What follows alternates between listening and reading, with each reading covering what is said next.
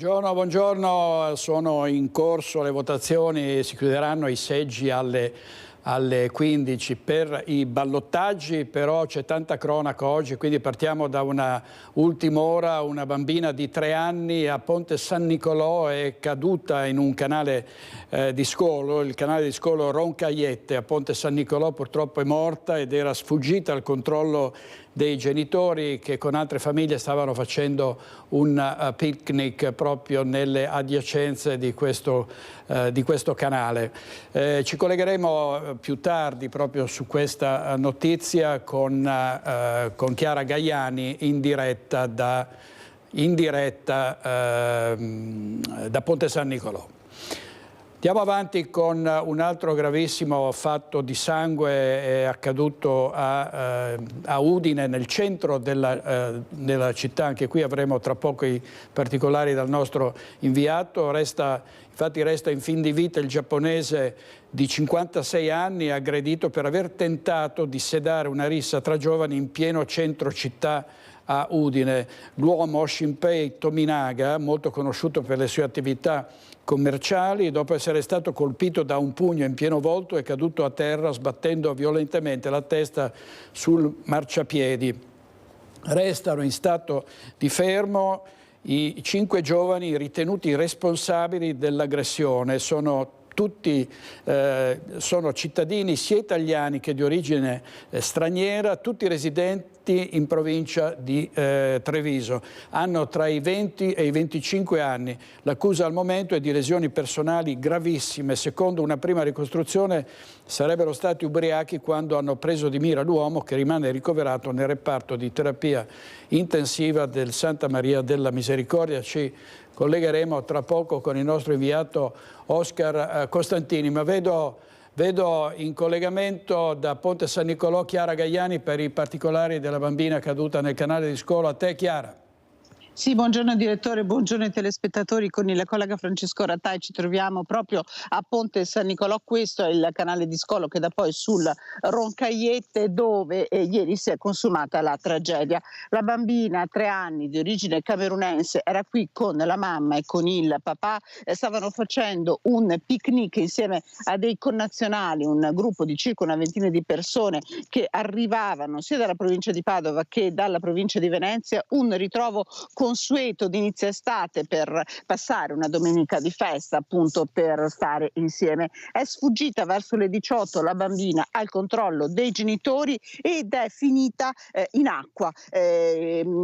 Sono scattate le ricerche quasi subito. La bambina infatti è stata notata e poi anche recuperata dall'acqua. Sono scattati immediatamente i soccorsi, è arrivata l'ambulanza del 118 e ha tentato davvero a lungo di rianimarla. La bambina esanime è stata portata anche in pronto soccorso all'ospedale di Padova, dove purtroppo era già arrivata praticamente priva di conoscenza. Verso le 19 non è stato altro che purtroppo dichiararne il decesso. Una vicenda terribile che ha scosso profondamente la comunità di Ponte San Nicolò, tra i primi anche il nuovo sindaco a intervenire, Gabriele De Boni. Siamo profondamente addolorati ovviamente su questa tragedia. È stata aperta un'inchiesta da parte dei carabinieri. Qui c'erano i carabinieri di Ponte San Nicolò e anche di Legnaro. Vi daremo tutti gli aggiornamenti nelle prossime edizioni. Da Ponte San Nicolò è tutto. Ringrazio Francesco Rattai. La linea può tornare allo studio. Grazie a Chiara Gaiani e Francesco Rattai. Andiamo avanti con la cronaca perché c'è stato un altro incidente, l'ennesimo, a perdere la vita una giovane pallavolista 19enne della Bassa Padovana, lo schianto mortale tra Battaglia Terme e Maserà. Drammatico incidente stradale nella notte a Maserà, a sud di Padova, lungo la statale 16, dove in uno scontro frontale tra 2 auto ha perso la vita una giovane ragazza, una 19enne di Sant'Elena, Bassa Padovana, Chiara Scantamburlo, a bordo dell'altra auto, un 63enne milanese che è rimasto ferito lievemente ed è stato trasportato in ospedale a Padova. La ricostruzione della dinamica dello schianto, come detto frontale tra le due auto, è stata affidata ai carabinieri di Albignasico e di Abano Terme. L'incidente si è verificato lungo la statale 16, la ragazza guidava in direzione di Monselice e sul posto sono arrivati anche i vigili del fuoco di Padova con l'autogru per mettere in sicurezza le auto e liberare la conducente rimasta incastrata tra le lamiere. I pompieri hanno utilizzato anche cesoie e divaricatori idraulici. Purtroppo, nonostante i soccorsi, il medico ha dovuto dichiarare la morte della 19enne, diplomata all'alberghiero e che lavorava in un hotel delle Terme, anche se comunque frequentava l'università, sua grande passione, la pallavolo. Ferito l'autista della seconda auto, una Opel, che è stato preso in cura dal personale sanitario. I carabinieri di Albignasico hanno deviato il traffico, eseguito i rilievi e le operazioni di soccorso sono terminate poco dopo l'alba. Il servizio di Federico Fusetti e non è l'unica vittima purtroppo nelle strade del Padovano nella tragica alba di domenica alle 5:30, uno scontro tra due auto che ha causato la morte di un uomo di 44 anni, gravemente ferita anche la conducente del secondo veicolo. L'incidente è accaduto a Piove di Sacco, la vittima stava andando al lavoro. Avrebbe cominciato di lì a poco il suo turno di lavoro. Erano 18 anni che Andrea Zinelli era elettricista alle Acciaierie Venete di Padova. La sua vita, 44 anni appena, è finita invece poco dopo le 5 di domenica lungo la strada provinciale 94 nel comune di Piove di Sacco, dove Andrea Zinelli viveva da sempre con la moglie e i 2 figli. Cosa sia accaduto stanno cercando di stabilirlo le indagini condotte dai carabinieri.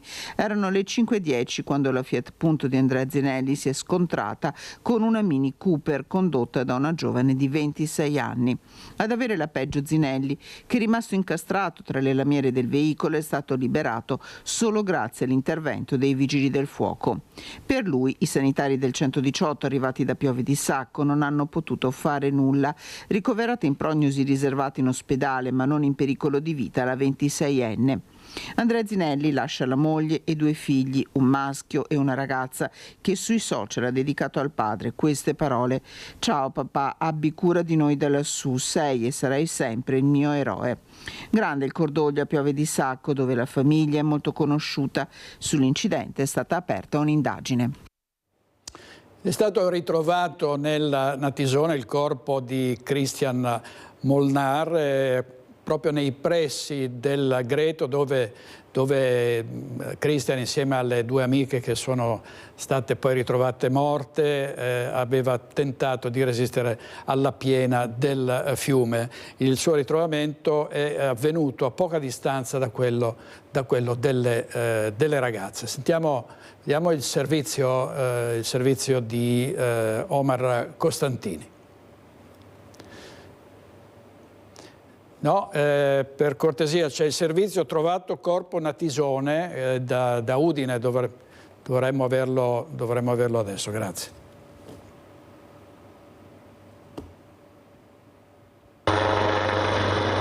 Alle 13:40 il ritrovamento di un corpo all'interno del letto del fiume Natisone all'altezza di Paderno. Pochi minuti e si è capito subito che poteva trattarsi di quello di Christian Molnar, il ragazzo di 25 anni, rumeno, inghiottito insieme a Bianca e Patrizia in quel tragico 31 maggio dalle acque ingrossate dalla piena del fiume Natisone. Chiaramente appena ricevuta questa tragica notizia, come potete sentire, le campane di Premariacco suonano a morto. Alle 15:30 il corpo è stato recuperato con il vericello dell'elicottero Drago e trasferito al vicino campo sportivo di Orsaria. Da qui è stato caricato e trasferito a Udine, dove verrà effettuato il riconoscimento da parte del fratello. Le parole del sindaco Michele De Sabata. L'acqua oggi si è abbassata e era la terza volta che passavano su quel tipo di roccia e oggi con l'acqua un po' più bassa è affiorato in qualche cosa. Ed è stato il momento giusto. Sotto un sasso all'interno di una galleria coperto anche da legname, si vedeva qualche cosa sott'acqua e quindi è rimasto sott'acqua fino ad oggi. Caparbietà testardaggine dei pompieri perché c'era davvero l'ordine di partare solo i cani e invece hanno voluto ancora fare delle ispezioni fluviali, oggi è domenica, Un grazie di cuore davvero, persone meravigliose. I 4 dell'elicottero hanno passeggiato, l'hanno visto, l'hanno trovato e da lì siamo arrivati qua. È un corpo fino adesso, ancora adesso non è identificato. In questo momento qua c'è l'ispezione cadaverica che è appena terminata. Aspettiamo che il fratello, che probabilmente però non lo riconoscerà qua, ma forse a Udine, perché ha bisogno di andare in cella frigo subito. Uno sforzo meraviglioso, oggi ci siamo abbracciati con i pompieri, adesso vado a ringraziare il capo dell'elicottero e siamo andati amici, purtroppo dopo 22 giorni siamo andati amici dei soccorritori. Ci collegheremo più tardi con Omar Costantini, il nostro inviato premariaco, per avere altri particolari. Intanto vediamo una notte folle in una casa tra Cimadolmo e San Polo di Piave. Siamo tornati di Trevigiano. Una 81enne per vendetta ha incendiato la casa e l'auto del socio e poteva essere una strage. La famiglia che si trovava nell'edificio è riuscita a mettersi in salvo. C'è poca voglia di parlare in questa villetta sul confine tra Cimadolmo e San Polo di Piave, dove restano i relitti e le macerie di una notte di autentica follia, un incendio doloso che però poteva avere conseguenze ben peggiori, visto che nella casa dormiva una famiglia e dietro questa persiana bruciata e annerita si trovavano 2 ragazzi minorenni.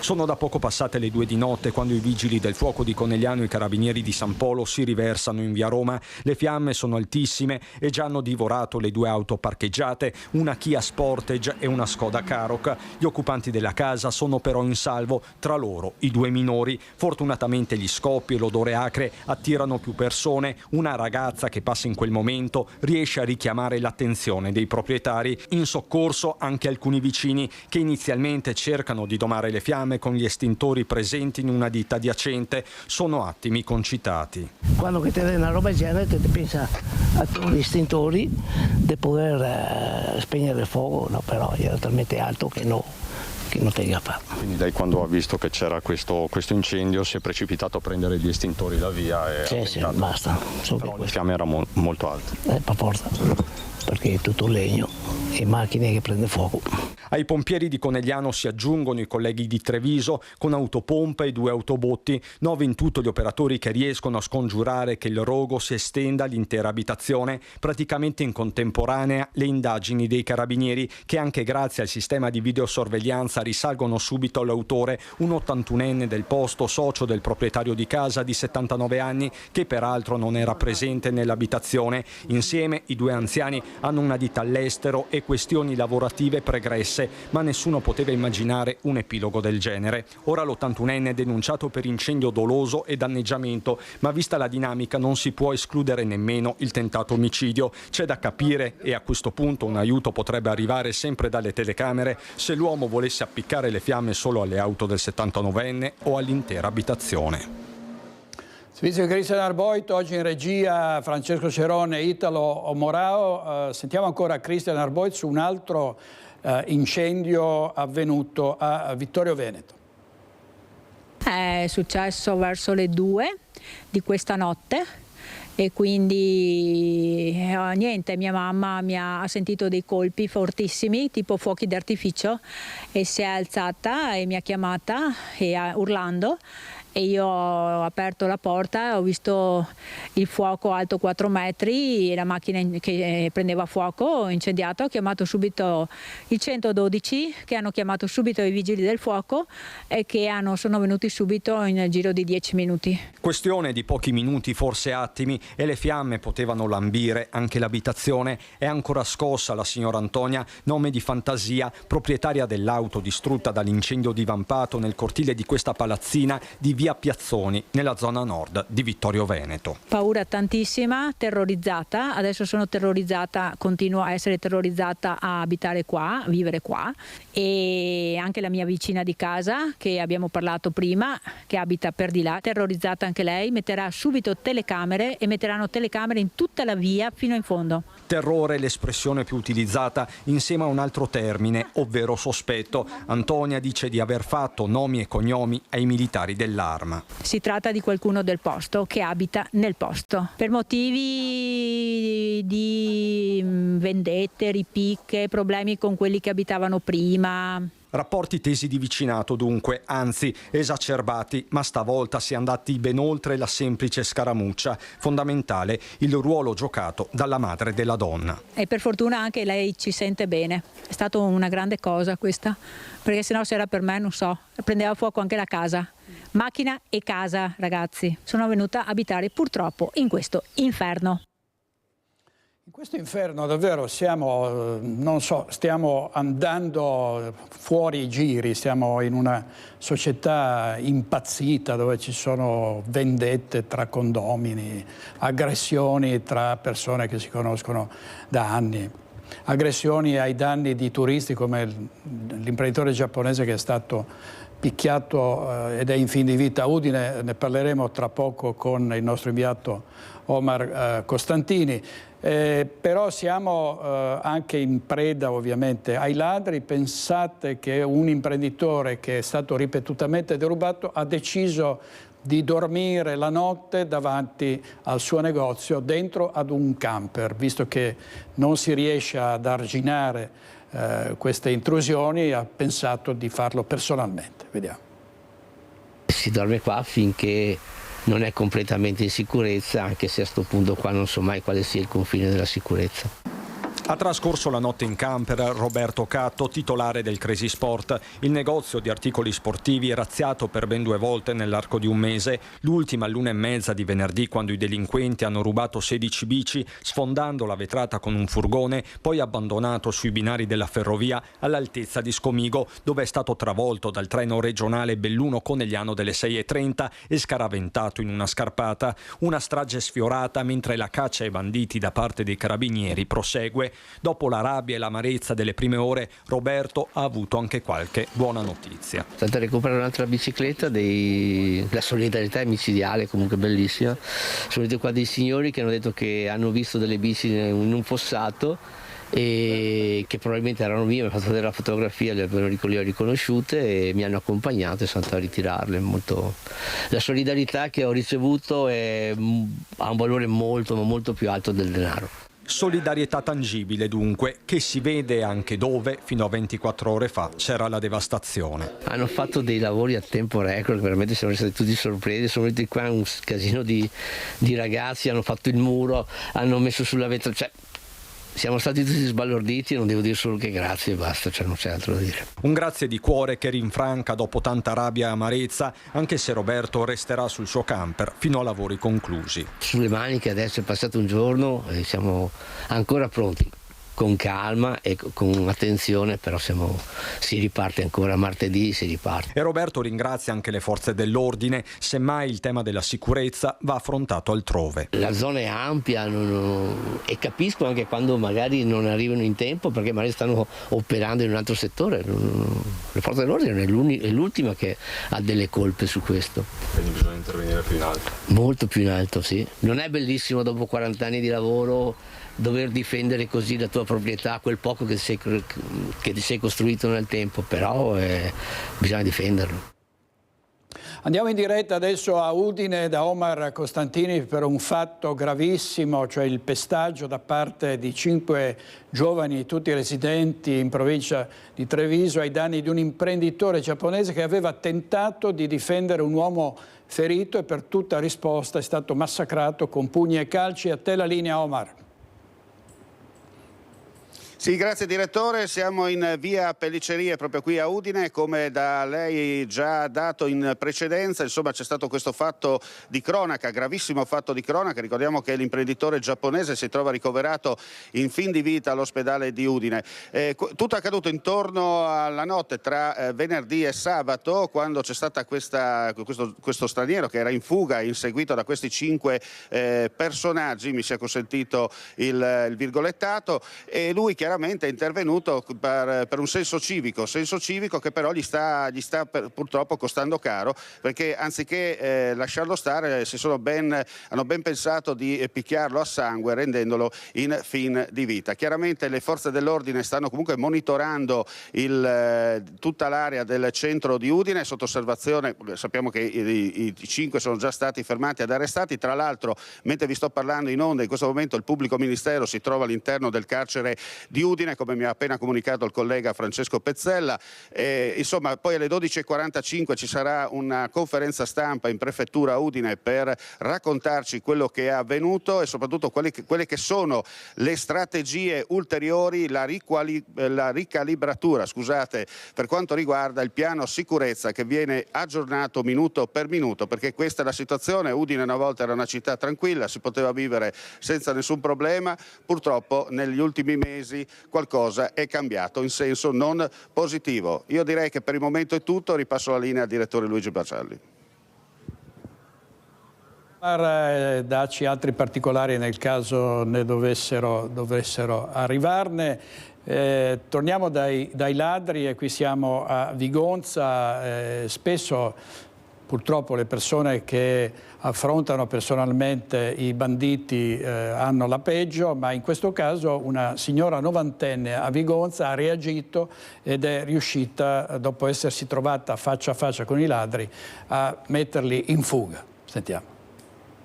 Guardate, ho detto, roba rubata però non ne fa, prima o poi se ne va. E io ho detto soltanto quelle parole lei. 90 anni ma poca paura. Ha sentito dei rumori nella casa del figlio appena partito per le vacanze e non ha esitato un attimo. È uscita affrontando i malviventi. È accaduto a Codivano di Vigonza all'imbrunire di lunedì. È successo che io sono uscita di sera, che per fortuna ero qui con una mia amica e ho guardato, c'era la porta aperta. Allora vado dentro perché ho detto no, ha detto perché se vai dentro ti danno una botta sulla testa e puoi farti male, puoi stordirti, può succedere qualcosa. Solo tanta paura per la signora che fuori microfono ci dice: mi sto facendo forza e sto anche cercando di dormire, ma un'esperienza del genere non l'auguro neppure alla mia peggiore nemica. Di ladri l'anziana ne ha visti 2, uno più alto, l'altro più basso, ma le telecamere dell'abitazione vicina hanno ripreso 3 persone arrivare dai campi. In casa sono entrati dalla porta, aperta con un piede di porco, forzando il cilindro delle chiavi. Dopo aver perlustrato alcune stanze si sono diretti verso il sottoscala, dove hanno individuato la cassaforte svuotata di tutti i gioielli di famiglia, i ricordi di una vita.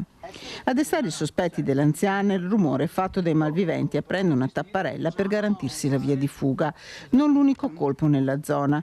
Quella stessa sera di abitazioni ne sono state razziate 4 tra Codiverno e Pionca. Il giorno dopo anche quella di un ex sindaco che non si è accorto di nulla perché stava guardando la partita.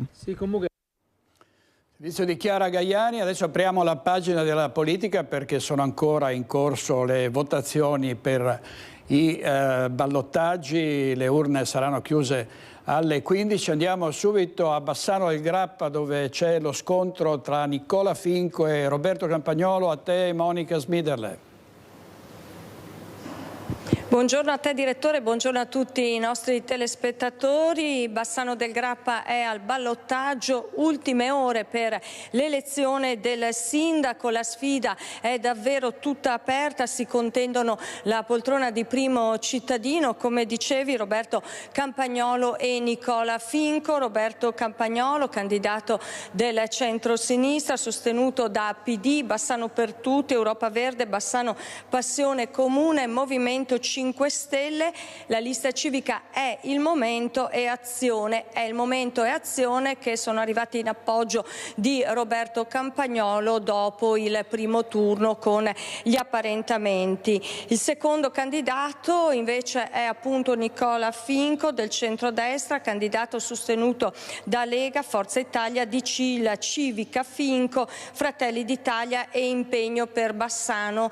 Anche in questo caso Fratelli d'Italia battaglia e impegno per Bassano, la civica del candidato Roberto Marina, arrivati dopo gli apparentamenti che sono scaturiti dal risultato del primo turno delle elezioni amministrative. Come dicevi, urne aperte fino alle 15, vediamo i dati relativi all'affluenza che purtroppo è piuttosto bassa. Abbiamo il dato alle 23 di ieri che si ferma al 35,9% degli elettori bassanesi, elettori che sono 38.581. Alle 19 il dato era fermo al 29,63, ieri mattina invece alle 12 aveva votato l'11,67% degli aventi diritto. Ricordo il dato dell'affluenza al primo turno, ricordando che si votava sia per le elezioni amministrative e anche per le europee, il dato era del 55,75%. Che cosa succederà oggi pomeriggio? Come vi dicevo, i seggi, le urne chiuderanno alle 15, poi inizierà immediatamente lo spoglio delle schede, spoglio che dovrebbe essere piuttosto veloce, quindi indicativamente, insomma, se non ci saranno problemi particolari, intorno alle 17 di oggi si potrà conoscere il nome del sindaco che guiderà la città di Bassano per i prossimi 5 anni. La proclamazione, abbiamo indicazioni anche relativi alla proclamazione del nuovo sindaco che avverrà domani mattina presso l'ufficio centrale elettorale di Via Verci, quindi presso gli uffici dell'anagrafe di Via Verci. Alle 9 arriverà il magistrato con un pubblico ufficiale, ci saranno i controlli di rito e poi la proclamazione ufficiale del sindaco che si sposterà poi presso la sala consiliare, insomma, per la proclamazione, chiamiamola pubblica, i festeggiamenti con i sostenitori. Una campagna elettorale davvero accesa in città. Anche durante il giorno del silenzio elettorale ci sono stati delle tensioni via social, ma saranno gli elettori poi a decidere il nome del candidato del sindaco che guiderà la città per i prossimi 5 anni. Da Bassano del Grappa per il momento è tutto. Noi naturalmente torneremo in diretta nel pomeriggio per raccontarvi tutto lo spoglio e darvi il nome del primo cittadino. A te.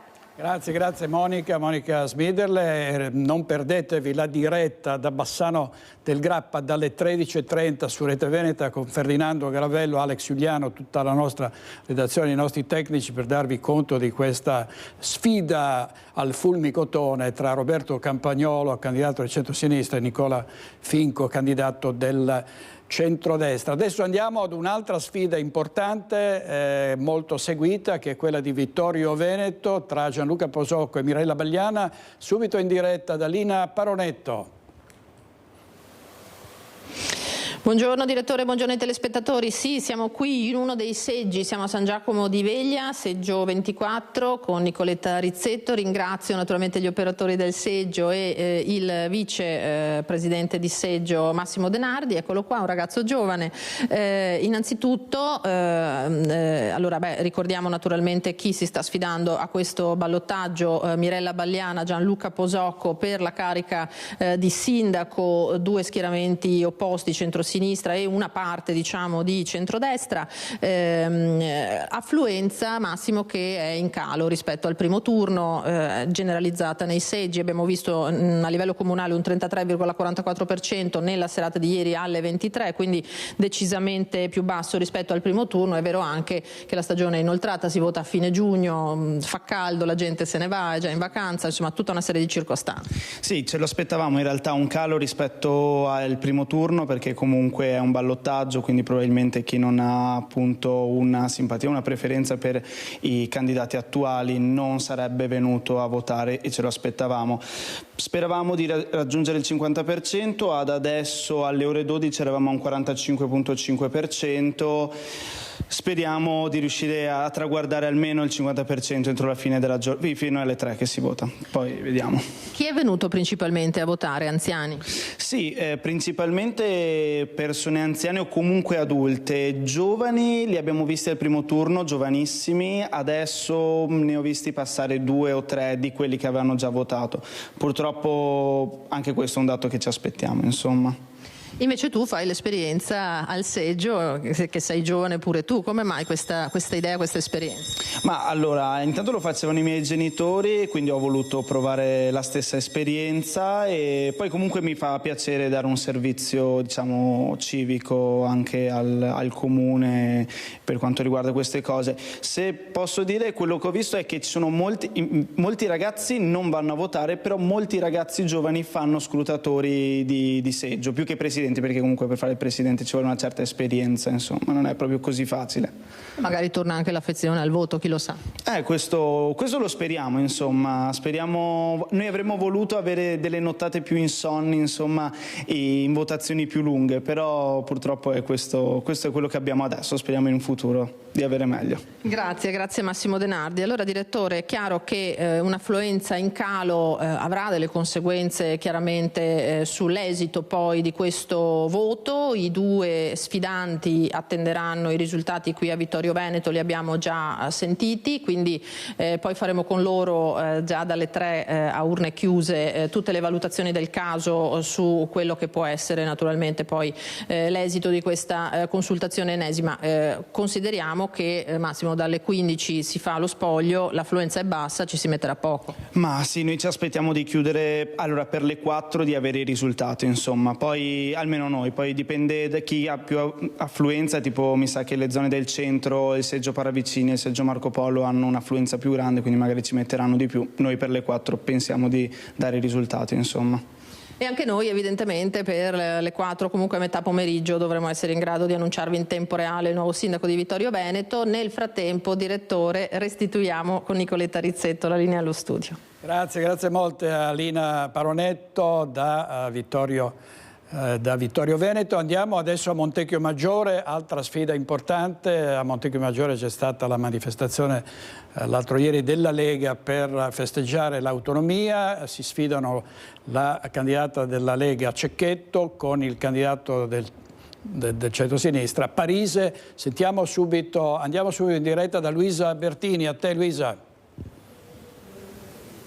Sì, buongiorno direttore, buongiorno ai nostri telespettatori. Siamo qui a Montecchio Maggiore in compagnia del presidente di seggio per commentare questi dati sull'affluenza in calo in generale anche negli altri comuni di cui vi daremo conto, comuni qui del Vicentino che stiamo seguendo io e nella fattispecie Andrea Benetti che è al di là della telecamera, Montecchio, Schio e Valdagno. Vi do il dato relativo alle ore 23 di ieri sera sull'affluenza al voto, siamo al 38,60%, mentre la terza rilevazione della prima tornata elettorale parlava di un 47,97%, dati che non possono essere sovrapposti semplicemente perché nella tornata elettorale precedente si votava il sabato e la domenica, mentre stavolta appunto il voto è ancora in corso e si chiuderà alle ore 15. Sono in compagnia con il presidente di seggio qui alla scuola Manzoni, quindi in pieno centro a Montecchio Maggiore. Come sta andando? Buongiorno, innanzitutto l'affluenza conferma il dato di ieri sera, siamo intorno a un 9-10% medio in meno rispetto al primo turno. Oggi viaggiamo in questo momento a 2 ore e mezza dalla chiusura a circa un 45% medio, naturalmente è diversificato fra una sezione e l'altra, Montecchio ne ha 19, ma comunque mediamente viaggiamo intorno al 45, alcuni casi 46%, mancano ancora 2 ore e mezza, però credo che non sarà un po' difficile raggiungere i dati dell'affluenza del primo turno, però insomma speriamo anche di avvicinarci a un 50, insomma, ma questo sembra il trend che viaggerà ancora per le ultime ore di voto. Ecco, qui siamo in una scuola del centro storico. Cosa avete notato tra anziani, giovani, nuove leve magari che si interessano, che vengono a votare? Allora, la sezione 1 nello specifico è la sezione del centro storico del paese, quindi ha magari una maggiore presenza di elettori over 70, quindi qualcuno in più che partecipano, come dire, in maniera sempre importante ad ogni tornata elettorale, soprattutto se amministrativa. E invece le altre sezioni, qui ce ne sono 6, rappresentano, coprono le zone adiacenti al centro, dove ci sono anche più famiglie, quindi c'è un mix di età. Vediamo una presenza, ripeto, sempre importante comunque delle persone over 60, over 70, però cominciamo a vedere, e questo l'abbiamo notato anche nel primo turno, una presenza al voto che comincia ad essere significativa di ragazzi e ragazze giovani e giovanissimi, quindi un avvicinamento di un elettorato giovane che sta ripartendo, come dire, sta dando nuova linfa ad un territorio che ovviamente, essendo il centro del paese, ha ancora una presenza di persone un po' più grandi, ancora importante. Quindi diciamo che fino ad oggi abbiamo parlato della disaffezione al voto, ma in realtà c'è anche una nuova affezione al voto. È quello che stiamo notando, stiamo vedendo, ed è sempre un piacere anche per noi, come dire, che lavoriamo in questi giorni e diamo una mano per questi 2 giorni di voto. È anche un piacere vedere ragazzi e ragazze che hanno 18, 19, 20 anni o poco più, che partecipano in maniera assidua, costante, quindi sono venuti al primo turno, al secondo. Dico sempre che nel primo turno naturalmente c'è un interesse maggiore generale degli elettori e delle elettrici, perché c'è il voto al candidato o alla candidata al Consiglio comunale, quindi vi sono più parenti, amici, quindi a cui dare il voto. Nel secondo turno c'è sempre un rischio di lieve riduzione del dato medio, però è anche vero che quello che stiamo vedendo è che sia nel primo che nel secondo turno i ragazzi e le ragazze ci sono, e questo è un dato molto importante. Ecco, allora io la ringrazio, le auguro anche buon lavoro e direttore, restituisco la linea allo studio. Grazie molte, grazie a Luisa Bertini, andremo anche a Portogruaro, altro ballottaggio importante qui in Veneto. Adesso torniamo da Omar Costantini in diretta da Udine per avere altri particolari sul ritrovamento del corpo del giovane che era stato investito dall'onda di piena Natisone con le 2 amiche, che erano state ritrovate poco più tardi. Soltanto ieri è stato ritrovato il corpo del giovane Christian. A te Omar. Sì, grazie di nuovo direttore qui da Udine, per dire che il corpo è stato individuato dall'elicottero Drago intorno alle 13 di domenica 23 giugno, poi è partita l'operazione di recupero e intorno alle 16 è stato poi recuperato sempre con l'ausilio dell'elicottero Drago col vericello e portato nella vicina area sportiva, dove da qui è partito poi verso Udine, dove il corpo è stato successivamente ricomposto e chiaramente il fratello poi ha riconosciuto quello che restava, insomma, di questo ragazzo vittima, come detto, della tragedia del Natisone, dove erano già morte le 2 amiche, e purtroppo nella giornata di ieri il suo corpo è stato ritrovato. Nelle prossime ore ci dovrebbe essere il nulla osta per dare la possibilità, insomma, al fratello di riportare in patria la salma di Christian, dove poi nei prossimi giorni si svolgeranno i funerali per quanto riguarda questa tragedia. Chiaramente rimane aperto il discorso del reato per colpo, insomma reato per ignoti. La procura adesso andrà avanti e nei prossimi giorni avremo novità. Per quanto riguarda la cronaca, oggi a Premariacco è stato proclamato il lutto cittadino da parte del sindaco Michele De Sabata. Per il momento è tutto, di nuovo la linea a Rete Veneta al direttore Baccialli. Grazie Omar Costantini, nostro inviato da TV12, che è l'emittente appena qualche mese fa rilevata dal nostro editore Filippo Iannacopoulos, per cui ormai il nostro gruppo Media Nord-Est copre capillarmente tutto il Triveneto. Adesso torniamo alla politica, perché si vota per i ballottaggi anche a Portogruaro e per noi c'è Anna De Roberto. A te Anna. Più o meno ripetiamo. Eccoci direttore, buongiorno dal Veneto orientale, Portogruaro, comune che è stato commissariato per 2 anni, quindi comune che finalmente, oserei dire, sceglie la sua nuova guida. Allora noi siamo qui in via Liguria, direttore, abbiamo scelto il seggio in cui praticamente vota il 50% dei cittadini di Portogruaro e siamo in compagnia di 2 presidenti di seggio che ti presentiamo, siamo con Francesco Bozza e con Massimo Galasso. Buongiorno. Buongiorno a voi, perché in questa mezz'oretta insomma in cui eravamo in compagnia ci hanno raccontato delle sfumature veramente molto interessanti legate agli elettori che vengono qui a votare. I dati sull'affluenza sono migliorati rispetto a ieri sera, vero Francesco? Ce lo puoi... Il 47-48%, diciamo un 7-8 punti in meno rispetto alla prima tornata. Abbiamo visto che quelli che sono venuti alla prima tornata, una buona parte sono appunto arrivati, però anche qualcuno che non aveva votato alla prima è venuto per il ballottaggio. La fascia che magari ha dato meno riscontri è stata quella dai 30-45 anni più o meno. Abbiamo visto nuovi elettori, giovani che sono venuti in entrambe le tornate e naturalmente lo zoccolo duro appunto delle elezioni, gli over 60 che come da tradizione si agghindano, si vestono del bel vestito della domenica per venire ai seggi, ritenendolo sempre un diritto dovere, loro che magari hanno avuto esperienza diretta di momenti in cui non si poteva votare. Un momento importante della loro vita politica.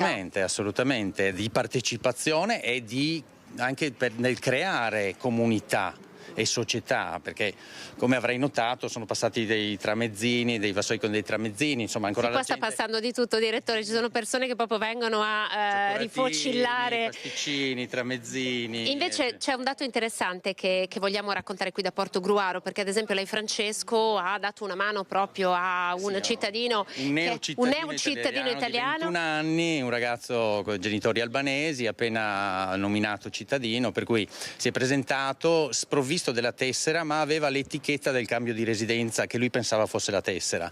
In quel momento non aveva la possibilità di andare in comune a prendersi la tessera, allora chiamando il comune sono andato io a accompagnarlo direttamente e poi è tornato e ha votato e si è ripresentato anche oggi, quindi c'è ancora tra virgolette speranza, no? Nel senso che le giovani generazioni ancora sentono come un dovere, una possibilità anche di esprimersi, no? È un canale d'espressione, parliamo tanto di dare la possibilità ai giovani di esprimersi, questo è una delle possibilità. Quindi la seconda generazione che è il voto. Ah sì, assolutamente, ormai italiani a tutti gli effetti, insomma, no? Con Massimo, altro presidente, anche lei ha circa 1000 elettori nella sua sezione. Sì, esatto. Com'è andata l'affluenza? L'affluenza diciamo che non è andata abbastanza bene, siamo attorno al 51%, sempre anche noi come elettori si guarda più la fascia una seconda fascia, quindi dai 40 ai 50 anni in poi, diciamo come affluenza, diciamo che un 70% è una fascia diciamo over 50 e il restante 30% sotto diciamo i 40 anni, ecco,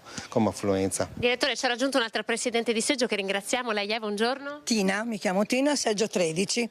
Anche lei ha notato questo buco dei 30-45? Sì, infatti le mie opinioni si associano molto a quelle dell'altro presidente, persone insomma più di una certa età che sentono proprio il diritto e il dovere di venire a votare, pochi giovani e ho saputo addirittura che ci sono stati ragazzi, mi hanno riferito i loro coetanei, che non sapevano neanche che ci fosse il ballottaggio, che si dovesse venire a votare e questo ci è dispiaciuto molto.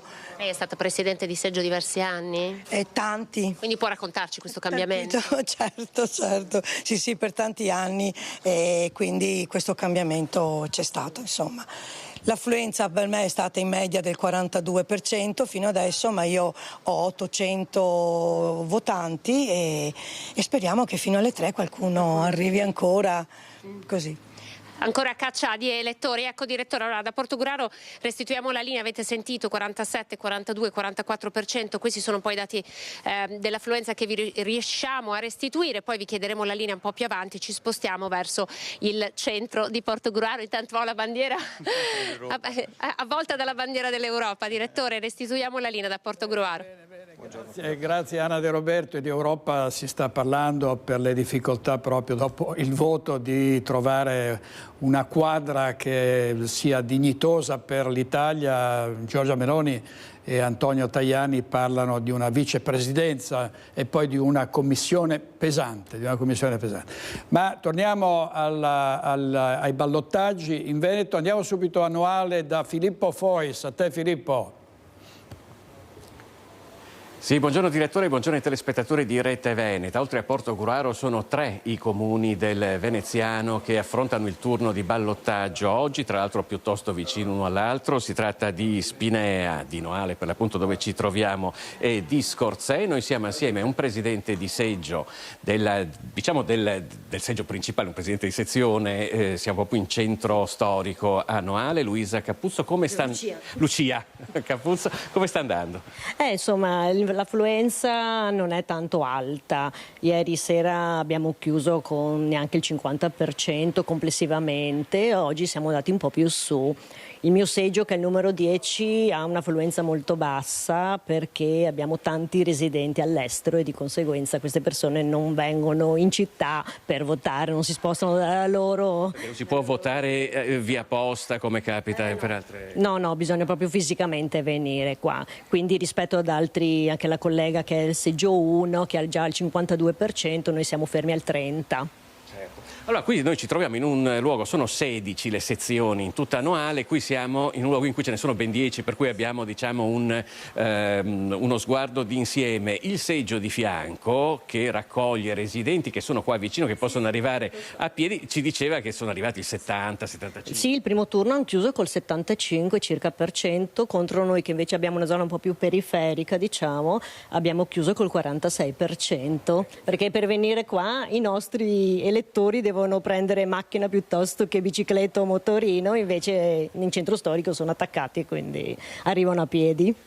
Allora, noi vediamo anche i dati per quello che riguarda le 23, però, di come è stata l'affluenza negli altri comuni che sono qui vicino. A Spinea ha votato il 34,7% contro il 51% del primo turno, mentre a Scorzè la percentuale è del 40%, circa 10 punti in meno rispetto a quello che era stato il primo turno. Adesso poi alle 15 si chiude, si andrà e si inizierà a vedere. Lei che cosa prevede per le operazioni di spoglio? Sono molto semplici in questo caso. Sì, ci sono i 2 candidati sindaci, quindi o l'uno o l'altro, può esserci la scheda nulla e la scheda bianca.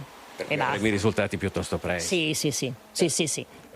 Grazie Vide, Lucia, e direttore, io ti restituisco la linea. Grazie Filippo, grazie. Ricordo dalle 13:30 lo speciale ballottaggi sulle nostre reti, su Antenna 3 Nord-Est e ovviamente su Rete Veneta da Bassano del Grappa con ovviamente i nostri colleghi, i nostri tecnici, collegamenti, commenti, ovviamente poi in tempo reale il voto e i risultati che dovrebbero essere definitivi intorno alle 17. Poi stasera ovviamente dalle 21 riprenderemo con Focus per altre reazioni, altri commenti. Adesso passiamo al maltempo che ormai colpisce a macchie di leopardo. Era stata prevista un'ondata di maltempo che ha colpito in particolare l'altopiano di Asiago. Vediamo il servizio.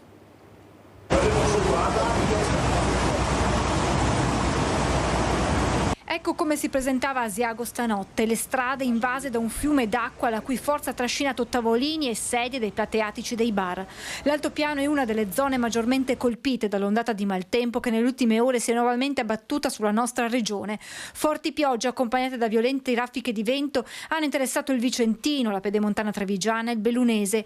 Ad Asiago e Gaglio una 60 le chiamate arrivate ai vigili del fuoco impegnati fino all'alba per allagamenti di strade, negozi, scantinati, garage e locali sotto il piano stradale, causati dalle forti piogge torrenziali che hanno provocato anche l'esondazione di 2 torrenti. Nella zona di Schio, pompieri al lavoro per una frana in Contramasetto, nelle vicinanze di un'abitazione lungo la strada che conduce a San Rocco di Tretto, rimasta bloccata. Evacuate in via preventiva 2 persone. Nella notte un albero ha interrotto la circolazione lungo la tangenziale, sempre a Schio. Allagamenti anche nel Veronese, a Peschiera, a causa delle difficoltà di scarico nel Mincio, per la cui sistemazione sono intervenuti i volontari ANA di Verona. Spostandosi nel Bellunese, nella frazione di Moline, nel comune di Sopramonte, si è registrato uno scarico di materiale detritico che ha interessato la regionale 50 del Passo Rolle, chiusa fino alla rotatoria per Canal San Bovo per acqua e detriti. Vigili del fuoco e tecnici di Veneto Strada con una pala gommata hanno liberato la via. Analogo intervento anche dalla parte trentina con un altro mezzo, movimento terra. Pompieri al lavoro poi nella frazione di Arina di Lamona nel Basso Feltrino per un altro movimento franoso. Anche in questo caso è intervenuto un mezzo di Veneto Strade per liberare le carreggiate. Altri smottamenti sono stati registrati sempre in provincia di Belluno insieme a danni agli edifici. Violente raffiche di vento accompagnate da piogge e grandini hanno colpito invece la Marca Trevigiana tra Farra di Soligo, Valdobbiadene e Cavaso del Tomba, Pederobba.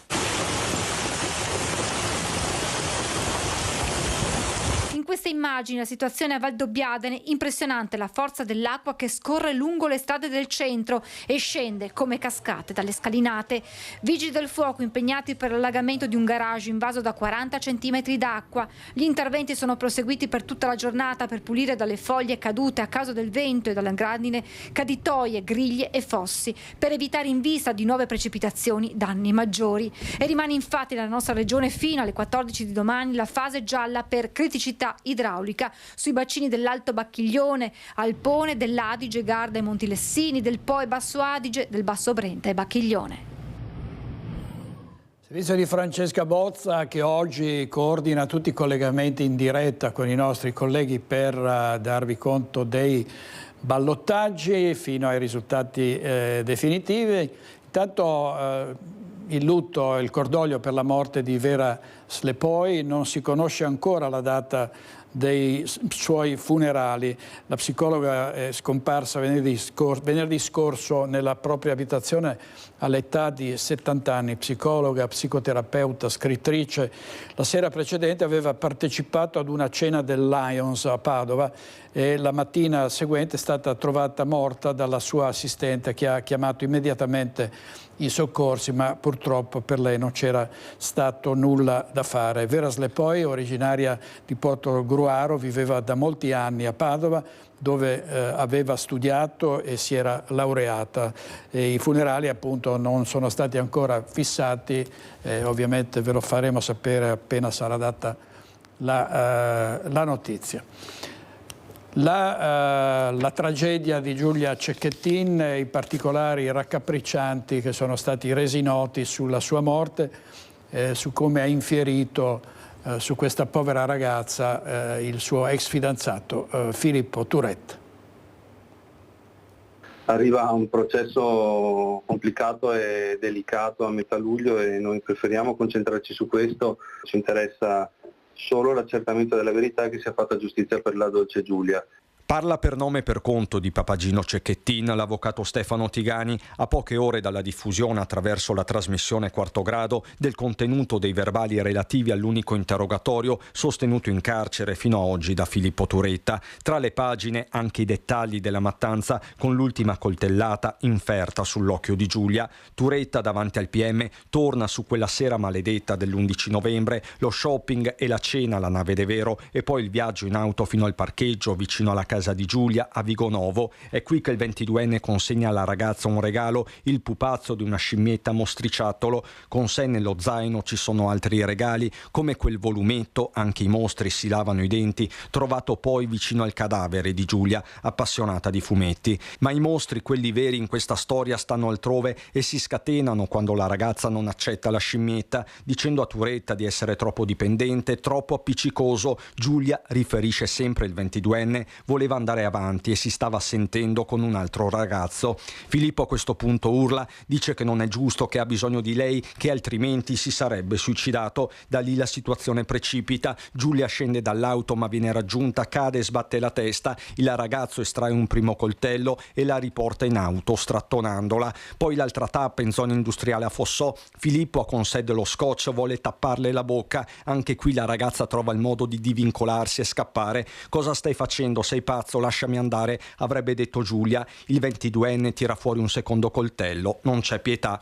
Mi ricordo che era rivolta all'insù verso di me, l'ho uccisa guardandola negli occhi, si proteggeva con le braccia. Giulia era come se non ci fosse più. L'ho caricata sui sedili posteriori e siamo partiti. Avevo i vestiti sporchi del suo sangue. La missione del 22enne, che poi si sbarazzerà del corpo della cecchettina Barcis per proseguire la sua fuga verso la Germania. Dice di aver tentato il suicidio Turetta, di aver usato un sacchetto e di essersi stordito con la sambuca, come effetto solo il vomito. Racconta poi di aver riacceso il telefono e di essersi rassegnato a non suicidarsi vedendo l'appello dei genitori. Nell'interrogatorio Turetta fa intendere di aver agito d'impeto, coltelli, denaro, cibo li teneva sempre con sé, pure lo scotch sarebbe servito per attaccare il papiro di Giulia, che di lì a 5 giorni si sarebbe dovuta laureare. Questa è la versione di Filippo Turetta, quando mancano poche settimane all'udienza preliminare fissata per il 15 e 18 luglio. È a queste date che guarda la famiglia Cecchettin. È un momento molto delicato, perché è proprio la fase del filtro che poi porterà al processo, e davvero già questo sottrae concentrazione, energie importanti che è bene mantenere lucide. Servizio di Christian Arboit, il giallo della morte di padre Luigi Bassetto, al quale un'infermiera avrebbe somministrato una dose di morfina 10 volte superiore al dovuto. La Procura di Belluno ha deciso di sospendere i funerali e ha disposto l'autopsia. A me è arrivata una relazione da parte del primario dove veniva messo in evidenza una somministrazione differente rispetto ai protocolli e pertanto ho ritenuto opportuno, come si fa in questi casi, di fare una segnalazione alla Procura. È stata la segnalazione del primario della medicina dell'ospedale di Feltri a spingere la Procura di Belluno a voler far chiarezza sulla morte di padre Luigi Bassetto, 80 anni, originario di Roncade. Il religioso lo scorso 5 giugno era stato ricoverato all'ospedale Santa Maria del Prato a causa di problemi cardiaci di cui soffriva da tempo. 2 settimane più tardi, 19 giugno, il decesso. Era già stata fissata la data dei funerali, che si sarebbero dovuti celebrare questa mattina nella chiesa di Santa Maria Maggiore a Treviso, dove padre Luigi era stato parroco per 10 anni. Ma alla luce della relazione dell'USL 1 Dolomiti, la Procura ha deciso di sospendere le esequie in attesa che venga eseguita l'autopsia. L'incarico sarà conferito lunedì mattina all'anatomopatologo Antonello Cirnelli. E questa segnalazione alla Procura si parla di una dose di morfina 10 volte eccedente la quantità che sarebbe dovuta essere stata somministrata? È tutto agli atti, non vorrei dire altre cose perché ritengo corretto che la giustizia faccia il suo corso. Intanto è stato iscritto nel registro degli indagati per omicidio colposo un infermiere dell'ospedale Feltrino. È prematuro trarre qualunque conclusione, lasciamo che la Procura faccia il suo lavoro, spiega la dottoressa Marconato. Quali sono i vostri prossimi passi? Con la sospensione dell'infermiere, come si fa in questi casi. A Mestre emergenza senza fine nel quartiere di Via Piave, dove continuano le risse. Ce ne sono state 4 in una notte, ovviamente l'esasperazione dei residenti. Cioè, li hai visti tanti tutti insieme, come una massa di persone che si muovevano, piuttosto aggressivi anche con i militari e poi i carabinieri. Non c'è pace per i residenti di Via Piave e neppure riescono a restituire un barlume di normalità a iniziative come quella che anche quest'estate porta animazione, concerti e stand enogastronomici per ricreare una vita di comunità in questa zona di Mestre, ostaggio della criminalità. Perché ieri sera, dopo quella grossa che ha fatto intervenire non so quante macchine, sia di militari che carabinieri, è arrivata anche una macchina del SUAM, ne è scoppiata un'altra. quindi è scoppiata sempre partendo dal parco. A quel punto erano rimasta la locale, che li hanno fermati perché si stavano picchiando qui all'inizio dove c'è la fontana in mezzo alle macchine. Giovanna Luzzi, residente storica della zona e portavoce del coordinamento cittadini quartiere Piave. Un altro residente, Claudio Peris, racconta di avere visto un gruppo di magrebini raggiungere le forze dell'ordine dopo il fermo di alcune persone. Circa dopo un'ora, sempre qui nella via che affianca i giardinetti di via Piave e via Montello, c'è stato un regolamento di conti a calci e pugni fra sempre immigrati stranieri e abbiamo dovuto allertare noi la polizia locale, che si è presentata con dei quad e è riuscita a calmare la situazione. Di sicurezza a Mestre, in particolare in via Piave, si discute da tanti anni, di prevenzione e repressione dei reati, di riqualificazione urbana, di recupero sociale, di rilancio economico. Intanto la città è diventata famosa a livello nazionale e dichiarata capitale dello spaccio e dei morti per droga, persino dal Ministero dell'Interno. C'è un'intenzione ben precisa, o di far capire che loro hanno il territorio, quindi è una sfida sul territorio, o sicuramente la festa li ha resi molto più nervosi, perché ci sono molte telecamere, sanno che sono molto più sorvegliati di prima, sanno che vengono visti in ogni caso, quindi la cosa dà fastidio a loro, li vedi che sono più nervosi, quindi questa organizzazione a loro crea disagio o vogliono proprio rovinare anche la festa. E andiamo ad altro genere di predazioni, ma sempre di predazione si tratta, cioè quella dei lupi sull'altopiano, ma non solo, anche localizzate nella zona di Schio. Vediamo. Aumenta il numero di predazioni. Le ultime danni di capretti, pecore e asine registrate tutte nella zona compresa tra Schio, il Tretto, Torre Belvicino, Valli del Pasubio. Ultimamente si è notevolmente intensificato il prelievo da parte dei lupi nella zona di Schio. Come numero ne abbiamo avuti 4 nell'ultimo mese, quindi è già un numero abbastanza rilevante. E però le predazioni maggiori le abbiamo nell'altipiano di Asiago e sicuramente aumenteranno adesso con l'alpeggio, dove gli animali vengono lasciati liberi sul territorio. Branco che verosimilmente dal Novegno si sposta, spiega il comandante. La mancanza di selvaggina e il periodo in cui gli animali sono al pascolo fanno sì che i lupi si avvicinino sempre più verso prede facili e di conseguenza gli avvistamenti siano più frequenti. Il numero non è possibile saperlo. Noi abbiamo a disposizione i percorsi dove facciamo i monitoraggi periodicamente per sapere il numero, di contare almeno quello che riusciamo a vedere sul territorio. Poi abbiamo le fototrappole che ci permettono di vedere qualche volta dove ci sono questi lupi. Ecco, è un fenomeno che preoccupa? Allora, dire che preoccupa, bisogna vedere la cosa in modi diversi. C'è una preoccupazione sentita dalle persone e che quindi è molto alta. E comprendo anche i motivi, però per quanto riguarda la predazione reale è consistente, però non è ancora ai limiti massimi sostenibili. Bene, andiamo in pubblicità 2 minuti, ma state con noi perché avremo qui ospite tra poco con suo padre un grande campione, giovanissimo campione, appena 6 anni, di Pokémon, che è stato invitato a partecipare ai mondiali di Pokémon che si svolgeranno alle Hawaii ad Honolulu. State con noi, torniamo subito.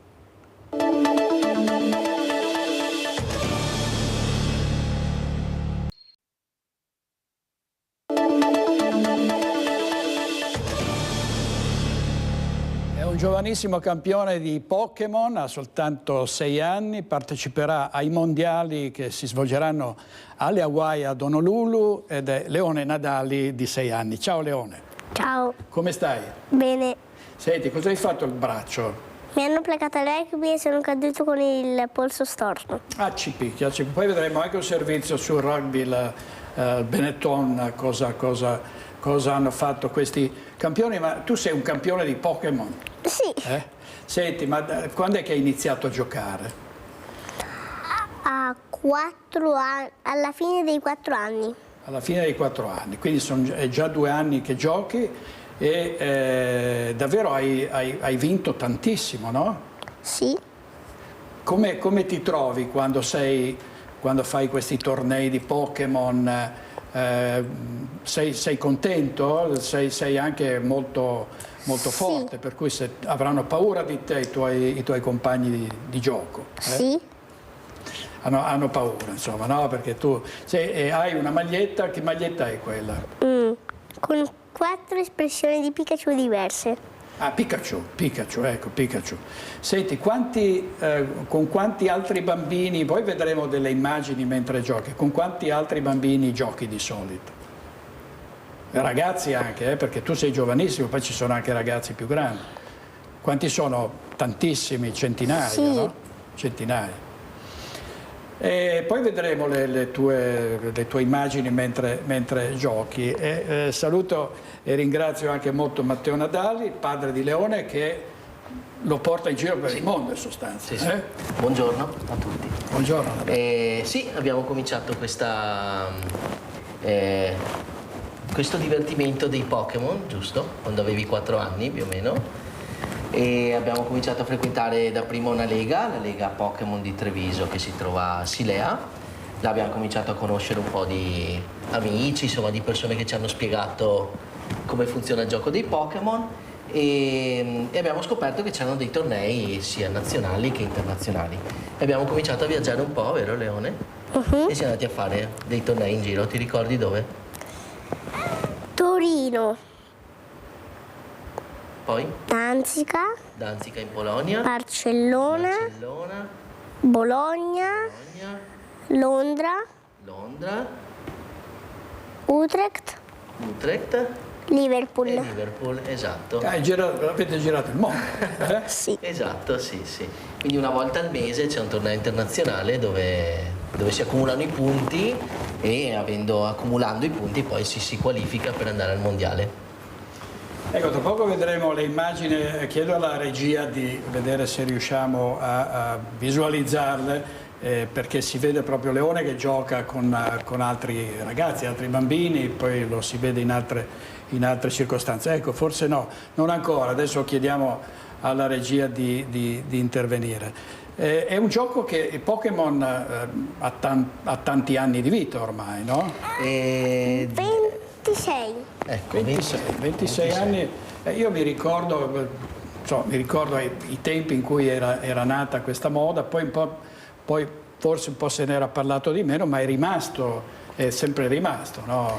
Ma è una cosa curiosa, io ero già grandicello che sono partite le carte Pokémon, mio nipote ci giocava che aveva 8-9 anni e generalmente, come è stato per noi, le carte Pokémon vengono prese per collezionarle e poi abbiamo scoperto che c'era un gioco dietro perché praticamente un giorno Leone è arrivato a casa e avevi comprato le bustine con la mamma, mi pare, no Leone? Ho iniziato con una bustina. Sì?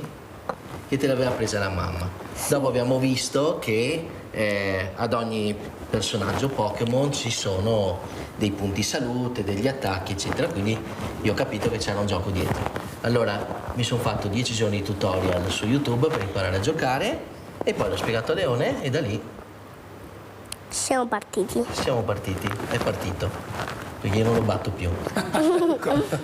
Tu batti sempre il papà, riesci sempre a batterlo? Sempre.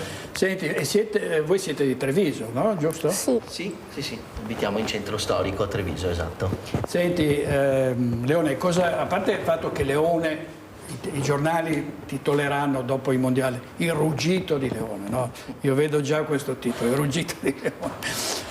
I tuoi compagni cosa dicono di questa tua passione, di queste tue vittorie? Ti fanno i complimenti? Sì, soprattutto alle maestre. Soprattutto le maestre. Ecco, le maestre quindi ti lasciano anche il tempo per allenarti, no? Non è, ti permettono di allenarti, di giocare, no? Sì. Non a scuola. Non a scuola, ecco, ti dicono, sì, fai, ma i compiti sono i compiti, la scuola è la scuola, quindi tu... E come vai a scuola? Sei bravo? Sono bravo. Senta Matteo, come fa a conciliare, diciamo, il lavoro? È un impegno quello di andare in trasferta? Sì, allora ormai abbiamo un gruppo di papà con i quali ci troviamo ai vari tornei e veniamo chiamati Poké Dad perché seguiamo i bambini in tutte queste trasferte. È abbastanza impegnativo perché poi effettivamente prendere l'aereo al giovedì, al venerdì, andare via, eccetera, è un impegno che lo si fa sempre molto volentieri perché chiaramente la passione di Leone è quella che muove comunque di tutti gli amici che troviamo, vero Leone? Che hai degli amici anche stranieri ormai, no? Sì. Giusto? Chi sono?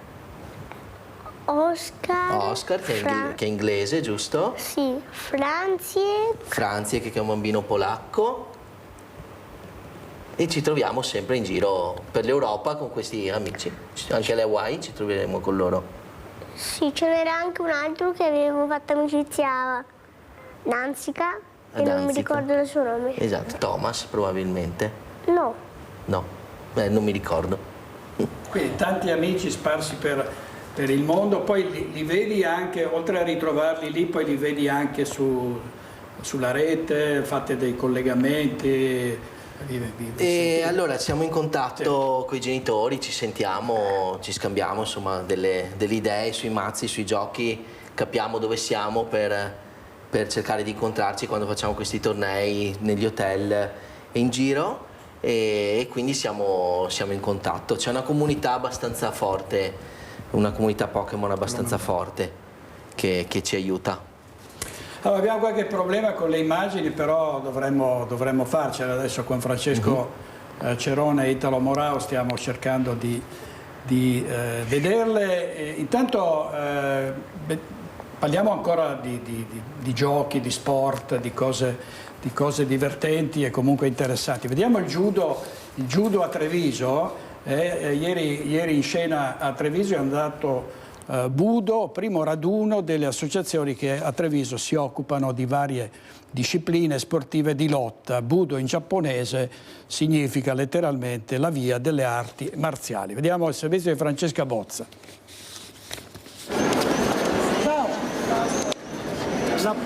Le piazze del centro di Treviso trasformate per un giorno in palestra di arti marziali, dal judo al tai chi, dal karate al Viet Vo Dao. La disciplina Viet Vo Dao è un'arte marziale poliedrica dove si pratica le tecniche fondamentali, le forme antiche che poi vengono anche riprese dal movimento degli animali. Abbiamo le tecniche di difesa personale, il combattimento sportivo e poi tutta la parte, quella acrobatica delle cadute. Gli atleti, dai più piccoli ai più grandi, hanno avuto l'opportunità di mostrare, accompagnati dai propri maestri, quanto appreso durante le lezioni. In piazza Borsa, piazza Aldomoro e piazza Battistero i cittadini hanno potuto così conoscere e avvicinarsi a queste discipline sportive. Abbiamo fatto dimostrazioni con i nostri ragazzi, dimostrazioni di kata, di Kion e di Kumite, dal semplice a un po' più complesso, e le applicazioni di tutto quello che vi ho appena detto. È stata una giornata molto bella e interessante. Un primo appuntamento che punta a ripetersi ogni anno, arricchendosi di ulteriori iniziative e opportunità. E beh, bello anche questo sport, no? Tu fai degli giochi a rugby, quindi? No. Ma e come ti sei rotto il braccio? Era ai centro estivi. Come? Era ai centro estivi. Ah, centro estivo. Senti, vabbè, riesce, una volta che sarai a Honolulu ti avranno tolto il gesso, giusto? Sì. Sì, quindi non avrai problemi. Adesso sarebbe un problema giocare a carte col braccio gessato? Sì. Sì, accipicchi. Come facciamo a giocare? Il mio papà mi fa guardare le carte del mazzo e io le prendo. Esatto. Allora, ti vediamo in azione qui, vediamo un filmato qua. breve, ma si vede proprio il momento. Vediamo. Eccolo lì.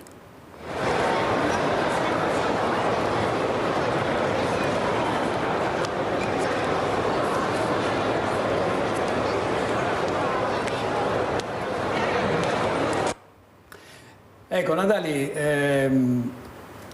Cioè i ragazzi sono bambini, sono anche ragazzi di una certa età, no? Sono divisi per categorie, sì. Quindi c'è la categoria junior che fa 6-11 anni, quindi quella 6-12, grazie Leone. Dopo c'è la categoria Papà, senior. Non si capisce mai quanti anni sono degli junior e dei master, dei senior, non si capisce mai. Non si capisce mai perché dipende l'anno in cui sono nati. Dopo c'è la categoria senior che fa 12-15 e poi c'è la categoria master, quindi dai 16 anni in su. No, è dai 13... Dai 13. Dai 13-16. Dai 13-16 i master. I senior, dai 13-16 senior. I senior e i master dai 16 in su, quindi sono 3 categorie. Ecco. E la mamma Barbara è d'accordo, cioè, diciamo viene coinvolta in queste... Beh, allora, quando riusciamo, la maggior parte delle volte viaggiamo tutti insieme, quindi anche con mamma Barbara e Pietro, il fratellino, quindi facciamo un viaggio poi diventa anche un viaggio di famiglia. Io e Leone ci chiudiamo a giocare a carte per un giorno o 2 e mamma e Pietro fanno i turisti per le varie città dell'Inghilterra o della Polonia, insomma, quindi quando riusciamo viaggiamo insieme. La mamma è chiaramente anche lei un super sponsor di Leone. Una tifosa. Una tifosa, esatto. Allora vediamo il rugby, visto che ne parlavamo prima, vediamo il rugby, la stagione della Benetton ovviamente a Treviso, a servizio della nostra redazione. Vediamo. Campionato e Coppa a testa alta e con le soddisfazioni è arrivato anche un più 39% di presenze sugli spalti di Monigo. Il Benetton chiude una stagione con segno positivo, arrivati ai quarti in United Rugby Championship, in semifinale in Challenge Cup, i biancoverdi sanno di poter ripartire a settembre con importanti ambizioni. Abbiamo fatto un discreto, direi buon campionato, anche se ovviamente le aspettative sarebbero sempre quelle di fare il massimo, però diciamo rispetto alle annate precedenti abbiamo fatto un buon campionato. In più partecipando alla Coppa abbiamo bissato la situazione dell'anno scorso arrivando in semifinale e con pizzico di attenzione potevamo fare anche qualcosa in più, però diciamo che avendo fatto questo tipo di prestazioni, che ringrazio ovviamente tutti i giocatori, tutto lo staff e soprattutto tutto il pubblico che è venuto a Monigo, noi auspichiamo che il prossimo anno, oltre che bissare quello che abbiamo fatto quest'anno, di fare anche qualcosina in più.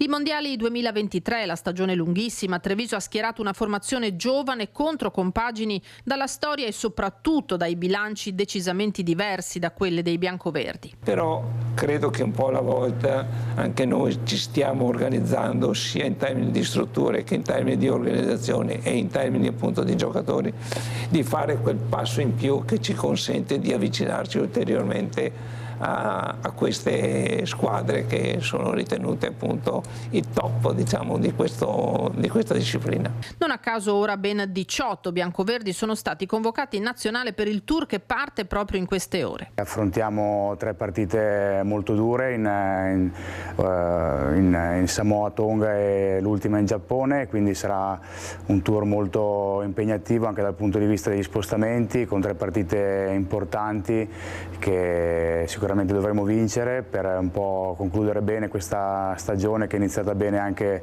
con la nazionale e insomma comunque non vedo l'ora. Allora, questo era il rugby, torniamo da Leone Nadali, qui vediamo delle foto che ti riguardano, qui si vede, vediamo se riusciamo ad ingrandirle, eccolo qui si vede, allora qui con chi sei qui? Con Pokémon Championship Europe. Qua eravamo all'Europeo a Londra, giusto Leone? Sì. Europeo di Londra. Esatto. Vediamo qui ancora una fase di giochi con centinaia ai tornei ci sono circa di junior un centinaio di bambini che giocano, quindi sono dei tornei ben grossi, giusto Leone? Sì. Qui invece con chi sei qui? Adesso facciamo un po' di pasticci, insomma ti riprendono, probabilmente finisce anche sui giornali, no? Sì. Sei contento? Sì. le Hawaii sono un posto bellissimo, per cui ti divertirai tantissimo, no? Sì. Cosa pensi di fare alle Hawaii, oltre a giocare a Pokémon? Surfare. Surfare. E con chi surfi? Alberto. Con Alberto. Alberto è il grande amico di Leone, suo amico. Che è, esatto, sì, che è arrivato quarto tra l'altro agli europei a Londra nella sua categoria. Terzo. Terzo, Alberto Zamunè. E quindi sì, abbiamo questo gruppo di amici, tra l'altro eccolo. E lui è Alberto, sì, questo? Lui è Alberto, esatto, amicone, col trofeo e Leone. E devo dire che la Lega di Treviso, di Silea, i giocatori sono molto forti, quindi sì, un po' in tutte le categorie ci sono persone molto forti, quindi quando ci si muove si portano a casa sempre buoni risultati. Senti, Leone, i premi quando vinci cosa ti danno? Una coppa, una medaglia, cosa ti danno? No. Allora, ai tornei più grossi ti danno soldi se arrivi primo. Ai tornei ancora più grossi, soldi fino all'ottavo. Invece ai tornei più piccoli, soltanto box, carte. Ho capito, quindi ti puoi fare insomma, un bel gruzzoletto con un'attività e un gioco che piace a tantissime persone. Quindi quando torni vincitore, ti aspettiamo qua e ti festeggiamo, va bene? Ok? Bene. Grazie a Leone Nadali, a suo padre Matteo, grazie molte per essere stati con noi. Poi vedrai che appena esci ti intervisteranno i miei colleghi, perché poi ti diamo anche sulle altre televisioni. Grazie davvero. Grazie mille. Grazie e bocca al lupo, così si dice. Crepi. Dai, grazie. Allora, grazie, pubblicità e torniamo subito, tra poco, state con noi.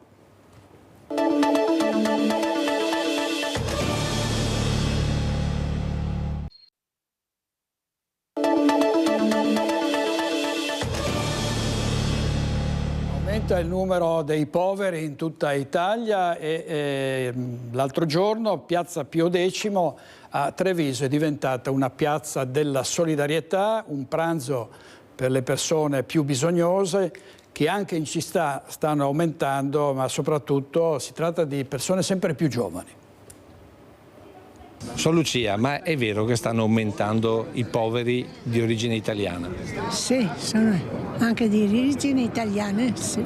Sono molto giovani e penso che neanche non vanno a scuola. Questi ragazzi che vengono lasciano la scuola. Suor Lucia è una delle religiose che ogni giorno sfamano i poveri della città, che se un tempo erano stranieri disadattati, oggi sono in prevalenza italiani, ma anche tanti trevigiani entrati in una spirale discendente tra denaro e affetti. Da Treviso anche, Treviso, dei paesi dintorno, che adesso non ricordo i paesi, però ho detto Napoli, vengono Sardegna perfino, mi vengono la Sicilia. Che sono venuti qui e hanno perso il lavoro?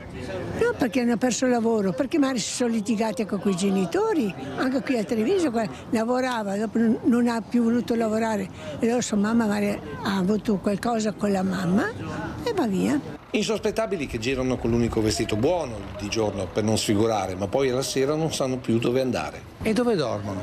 Per strada, in stazione oppure in qualche parte. A loro oggi è stata dedicata Piazza Pio X, ribattezzata della solidarietà. Un via vai continuo per un pranzo solidale diventato oramai un appuntamento fisso di inizio estate. Ancora una volta la solidarietà vince qua? Sì. Esattamente, vince proprio, sono felice perché per un giorno sono uguali agli altri, mangiano, ridono e scherzano e questo mi rende tanto felice, per almeno un giorno di darle una tranquillità. Tra i tavoli storie di vita in salita, tra errori, tentativi di riscatto, fallimenti che nel tempo li hanno portati ai margini della società. Io vivo male. Come vive? Qual è la sua? Io vivo in dormitorio. E ringrazio Dio che ce l'ho, perché se no non avessi quello io non saprei dove andare a dormire. sarei un povero disgraziato, abbandonato a se stesso. E per lei questa giornata, questo pranzo solidale cosa significa? Bello, è una cosa molto giusta perché dà da mangiare a gente che ne ha bisogno. Una piazza della solidarietà che questa sera si riempirà di gente per uno spiedo alpino legato ad una raccolta fondi destinata ad un gruppo di medici e infermieri di chirurgie pediatriche. Ma cosa fanno questi medici? Questi medici, questi infermieri impiegano le loro ferie, quindi in maniera volontaria, per andare nelle zone più disagiate del mondo e per cercare di salvare vite dei bambini soprattutto. E anche il centro ascolto di Caritas a Padova conferma questa tendenza. Meno poveri forse, più nuovi poveri sicuro. Sono chiari i dati restituiti per il 2023 dall'osservatorio dei 37 centri di ascolto vicariale e dei 16 parrocchiali della diocesi di Padova. Se il numero complessivo è calato rispetto al 2022, sono molte le persone, soprattutto donne, che chiedono aiuto per la prima volta. Di queste 2000 persone però più della metà, cioè più di 1000, sono delle persone che si sono presentate per la prima volta nei nostri sportelli. Questo allora ci fa pensare che non ci sia di fatto una diminuzione della povertà.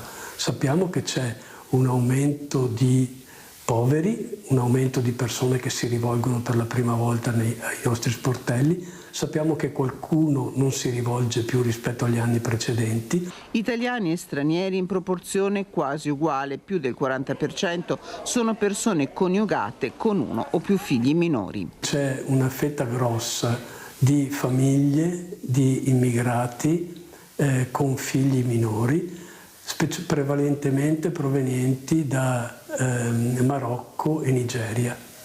Questo ci dice un po' che i figli di queste famiglie hanno qualche difficoltà ad avere strumenti per poter crescere nella maniera più opportuna. L'età media va dai 35 ai 54 anni e quindi quello che possiamo dedurre è un profilo di una donna che magari si fa carico dei problemi della famiglia e si rivolge ai centri d'ascolto soprattutto per essere aiutata in termini di beni materiali quali la spesa oppure aiuti nel sostenere le spese della casa quali le bollette. Anche a Padova si conferma un dato già osservato a livello italiano, l'aumento dei poveri ultra 65 anni. Il 15% delle persone che si rivolgono ai centri di ascolto ha più di 65 anni.